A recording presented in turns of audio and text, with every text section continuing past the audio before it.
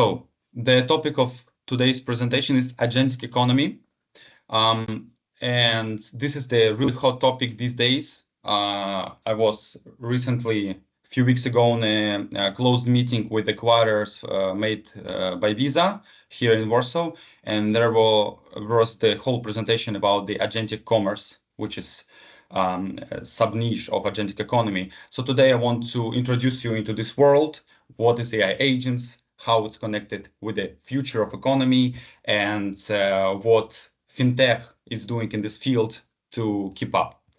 So I want to start with saying that several months ago, OpenAI has introduced their new device, and the something you see on the picture is still a prototype. It's not actual device.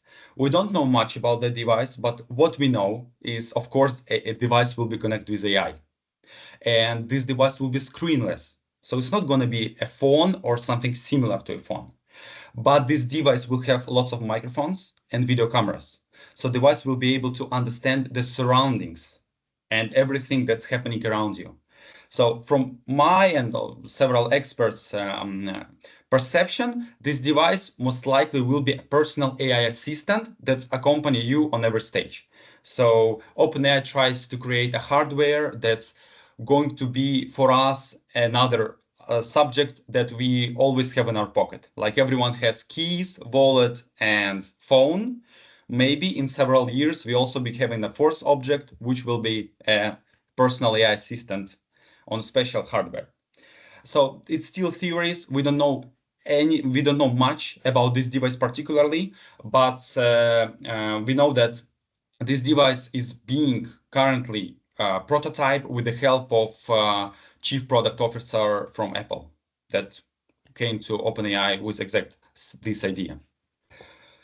Personal assistants, it's new. It's not new field for us. We've seen Siri from 2011. We know Alexa also for another 10 years, but all seems like these simple assistants moving towards more complex agents that can perform tasks on our behalf. I want to share a quick story about David Youngs. He's one of the very famous AI leaders in the world. He lives in Silicon Valley. He had several successful exits from like large business exits by selling his companies. And he's doing really a lot of things for AI and tech world currently. And one of his experiments, I believe, is very important for the humanity and very important from the perspective of the future of AI and people. So here is the video that we will not be watching. It's 20 minutes long, but David Young, essentially, he's showing how he lives. He doesn't have just smart house. He has AI house. He literally embedded AI in the house. House has over 40 microphones, has tens of video cameras, and has AI that's trained to feel like a human, like not like a human, but like a team, part of the family, like a team member. He has to support his family. He can understand what's going on if someone is having a conflict. He can interact with the people in the house and so on. So that's a really important experiment that's already is ongoing for over 3 years, even before ChatGPT, actually, probably 4 years now. This is an ongoing experiment that probably will give us more insights into how AI can live with humans. I will send this video. I encourage you to check this out because it's really, really unique experience. Speaking about AI and speaking about agentic AI, when I was on Money 2020 in Amsterdam 2 months ago, I had a chance to meet with head of innovation in Allegro. And we didn't talk much about payments. We rather talked about AI agents.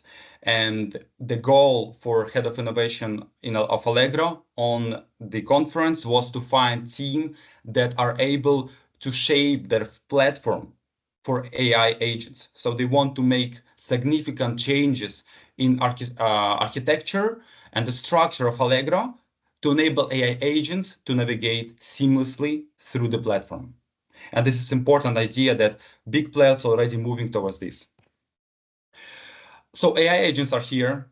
The simple examples of those would be Cloud MCP, Model Context Protocol. So that's a new technology made by Anthropic Cloud that's enabling AI essentially to navigate through the virtual browser or to connect directly to platforms and understand the layout and manage that. Or GPT operator that uses similar technology but made by OpenAI, or actually even the new OpenAI AI agent. I'm not sure if you've seen this, but literally a week ago they introduced a new agent. Or a simple AI integrations with APIs, because if you are able to train AI model to use tools and call them via APIs, it's also would be considered a simple AI agent. Exactly as I mentioned, OpenAI introduced their new agent. I just added this today, this new topic, because last week we didn't have this for the Warsaw office. And I decided to test it out. I said, can you play Minecraft? I was thinking that it couldn't, and it actually played Minecraft for 24 minutes. It's actually crafted Hue over here. It's actually, it's weird. I didn't expect something like that to happen. I also tried to order pizza. It almost did. It actually can order a pizza on your behalf. So this is all you need to understand about AI agents and the age we live in. So, but what is actually AI agent? Because you're from more technical backgrounds, you probably know a little bit more about that. But just to give you a very simple definition, AI agent, this is a AI, it's algorithms of deep learning of neural networks that has certain additional add-ons on top of the AI model itself. It has very clear instructions. It has the context in which it operates. It has variables that can change depending on the context and depending on the surroundings. And it's connected to concrete tools. And this is important. AI agent has the most important traits, and those independent decision making and autonomous work. So this is the biggest difference between current models of just normal ChatGPT, because it's not an agent, it's a chatbot. If you ask it, hey, can you do this for me? He will just do exactly this. But agents, they are more independent and autonomous. When I asked a new OpenAI agent to play Minecraft, I didn't tell that you need to download this, you need to create environment, you need to open the game, you need to create a new character. That's a lot of things that you need to tell a model in order for it to make concrete actions. Without concrete actions, it won't be doing anything. It won't be doing anything good, at least. It will be hallucinating and trying to guess what it's supposed to do. But AI agents different. They actually learn on what they're doing, they adjust, and they find the unique ways through the tasks. So this is the why AI agents are different from AI assistants, AI chatbots, and everything we've seen before. So currently we are seeing a platform shift. Before it was cloud-based platforms. In 2000s, the clouds were booming. Everyone was doing clouds. Then it was a SaaS boom that's still somehow ongoing. It's still lots of SaaS, which is basically just an interface on top of the databases. Then we moved to app economy, right, with the mobiles. Everyone started to use apps. Sometimes we just have only app. We don't even have web application or desktop application, because everyone has some mobiles. It's easier to make some business or application on the mobile. Then we moved to a creator economy with the help of Instagram, Facebook, TikTok. Now creators is booming. But what's going to be the next shift, next huge wave that's going to bring changes into how we operate and how economy works, how people make money? And many people believe that this is exactly agentic economy. And essentially, agentic economy currently looks like this. It's a huge opportunity that's staying on a weak ball, which is reasoning LLMs that's being run on prompts similar to this. Please, bro, respond in valid JSON format without errors and make sure the syntax is super correct. I'm begging you, man. I don't know if you work a lot with AI, but sometimes I'm seeing myself writing these prompts, because sometimes the AIs are not yet that powerful to understand and perform tasks on a high level. But even on those LLMs, currently we're trying to build this agentic economy. So agentic economy, I think you understand, this is the wave, a new wave of economy where AI agents perform tasks on behalf of humans and businesses instead of humans. So whatever you're doing right now, you going and ordering pizza, you buying some gifts for your friends on the birthday.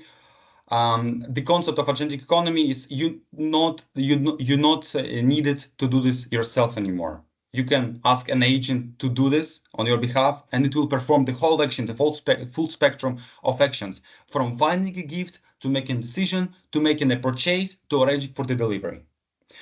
So two main types of agents that we will see in agentic economy that we already seeing. Two of them. It's service agent and personal agent. Personal agent is the agent that's making a request on your behalf. So this is the agent that, for example, your agent that you asking to perform some type of actions, find some gifts, or make a research. And there's a service agent, usually on behalf of the business or on behalf of the other person that's accepting the request.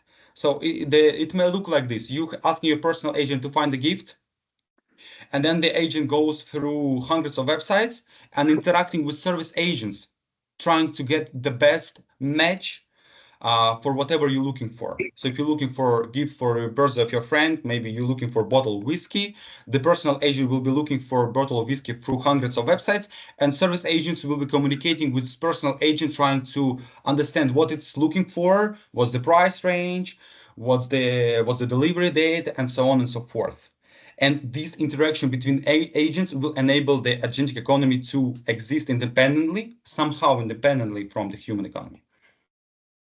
So currently, it's not a theory anymore, because by the end of 2026, it's projected to have over 350 million AI agents performing multiple tasks, from accepting calls in hotels and restaurants to making purchases for personal usage to helping businesses, I don't know, doing sales, for example.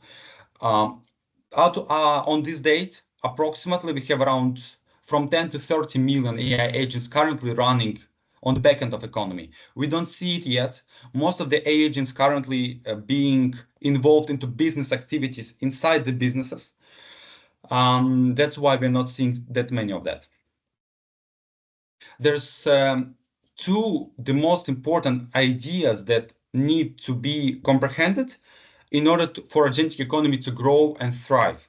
The first one is consumers and businesses must widely adopt assistant and service agents. This is what we just discussed. And we are seeing this happening with OpenAI introducing their agents, with more and more startups appearing in the, especially in the business field of AI agents, AI agents for sales, AI agents for coding, like Cursor, AI agents for HR, AI agents for anything. We see this emerging. But the second point is even more important. These agents must seamlessly interact with each other. And this is where we have a big challenge to resolve, as well as the big opportunity. And the good or a bad news is that it's already existing. As I was mentioning, it's MCP, Model Context Protocol by Claude, that's enabling AI agents to interact within the platforms. For example, recently, approximately 3 months ago, they introduced MCP, special MCP for Confluence. So now Claude actually can run through your Jira, through your Wiki, through the whole Confluence, managing, not only reading that and understanding that, but actually managing that. As well as Google introduced their special protocol, A to A, agent to agent, that's made exactly for personal and service agents to interact between each other. Of course, all of that is still new technology. We still have undergoing process of developing, tailoring these protocols to real world examples, but this is already ongoing process. This is not a theory anymore. So the two big ideas of impacts from agentic economy is, first one, that agentic economy is supposed to reduce the communication friction between human and businesses and between humans, because now agents can perform more complex tasks on behalf of us. And another important point is that the aggregators and middleman platforms similar to Amazon, Spotify, suppose may lose their power, because if the agent can run through hundreds of websites, it may find the best suitable product or service for you without looking into Amazon, because Amazon just aggregates hundreds of thousands of buyers and sellers. So probably the power of Amazon and similar platforms will go down with agents getting more powerful. But the question is, are we still early? It might look like that, but in reality, we see that Perplexity and PayPal teams up to make AI-driven purchases. OpenAI is also working on their checkout system embedded into ChatGPT, and Amazon also introduces new AI feature, Buy For Me, that helps Amazon to keep the traffic for their platform and for their companies by enabling user, if the user, it works simply if the user didn't find the correct product on the Amazon's AI agent goes through millions of websites and proposing the customer of Amazon to buy it from the another website. So Amazon in real time sources the products that customer need in order to keep the customer. All of that brings us to agentic commerce. That's the topic that's much more connected with the fintech, where we currently operate and where we currently looking for opportunities. Agentic commerce is it's basically just a subtopic of agentic economy, of the bigger picture. And in agentic commerce, in fintech, a lot of things happening because Visa, as well as actually Mastercard, they're both working on very similar project that essentially want to enable AI agents to use tokenized card. We know what is tokenized cards, and the current issue is that AI agents are not taught to use those, as well as it's quite dangerous to give AI a token of a human so it can use it for the purchases. So that's why Visa and Mastercard both working on similar things. They have different names. They don't work together. They're doing it separately as well, but they're working on enabling special type of tokens for AI agents that will have some limits that will help the control, so the human can hold the control over the token and the AI agent making the payments. So if the AI agent starts to hallucinate or lose his mind, it will not spend millions of dollars from your card or all your money, because it's very important. From the acquirers, the farthest they go, it's checkout.com, but also we don't have much information. Unfortunately, this is the only sentence I could find. But definitely Checkout seems to working on special agentic commerce API that will enable e-commerce stores to connect to their APIs to enable AI agents make a purchases through checkout.com acquiring solution. So I want also to introduce the agentic flow, so you have the idea how the agents will perform the purchase and checkout. So first of all, we have the intent issued. So you saying your personal agents that, hey, I'm looking for, or order me several pizzas for my party tomorrow at 6 o'clock. Because maybe you're driving, you don't want to do it yourself. So AI agents using APIs or maybe more advanced tools like A2A and MCPs, and trying to understand what pizzas are there, what pizzas I can buy, what's the price range. It gathers all relevant options, and then it's making decision optimization. It depends on whether AI makes the decision or it gives decision, it's delegates decision to you. It depends on the instruction that you give to your AI agent. It can make a decision itself, or it can come back to you and say, hey, I have these 5 options that seems the best for me, pick one, and then I proceed. Let's imagine you picking the right option. So now AI agent pull up his checkout token when the right time comes, and it uses this for authorization, and then it gets a confirmation of the payment that it's done. It receives a confirmation, and then it understands that purchase has happened. So it's very similar essentially to what we do, but now it will all be run through algorithms, APIs, and other protocols. There's the most important challenges that currently trying to being solved in agentic flow. First one is network tokenization. As I mentioned, it's quite dangerous to give AI an access to your cards and tokens. So that's why Visa and Mastercard in the first place working on that. They want to enable AI agents to seamlessly pay, but at the same time, to keep the control over the cards, over the tokens, over the limits, and having the opportunity to stop agent anytime. And the second thing is authentication, because we need as a acquirer as well, we need to be able to identify that this payment is made by agent. And that's why there's supposed to appear new special tailored to agent methods of passkey, biometrics, 2FA, or similar to that. So guys, we have gone through agentic economy. We spoke about the race of AI agents, what is AI agent, how they work. We spoke about new integration capabilities that currently being introduced into the world by giants like Claude, AI, OpenAI, and Google, as well as we saw the corporations, the huge players like Allegro, Amazon, OpenAI, Perplexity investing not only in agentic commerce, but also in agentic commerce embedded with fintech by building their own checkout pages. That's it.